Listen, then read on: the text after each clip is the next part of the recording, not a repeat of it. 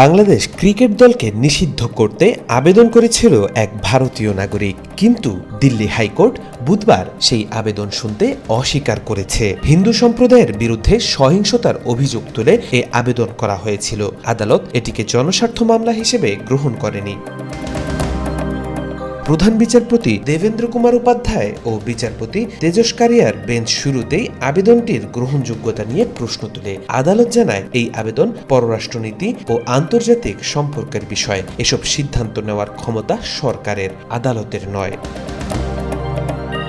Bench মন্তব্য করে, আদালতকে অন্য দেশের বিষয়ে নীতিগত সিদ্ধান্ত নিতে বলা যায় না। ভারতের সীমার বাইরে কোনো বিষয়ে তদন্ত করতেও বলা যায় না। দেশটির প্রধান বিচারপতি বলেন, সংবিধানের 226 অনুচ্ছেদের আওতায় বিদেশি সরকার, আন্তর্জাতিক ক্রীড়া সংস্থা বা অন্য দেশের ক্রিকেট বোর্ডের বিরুদ্ধে নির্দেশ দেওয়া যায় না।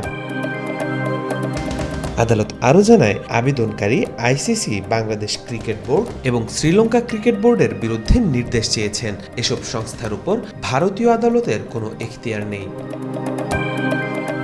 বেঞ্চ আবেদনকারীকে সতর্ক করে বলে, এ ধরনের মামলা জনস্বার্থ মামলার অপব্যবহার। এতে আদালতের সময় নষ্ট হয়, প্রয়োজনে বড় অঙ্কের জরিমানাও করা হতে পারে। তাওফিকুল ইসলাম, আজকাল।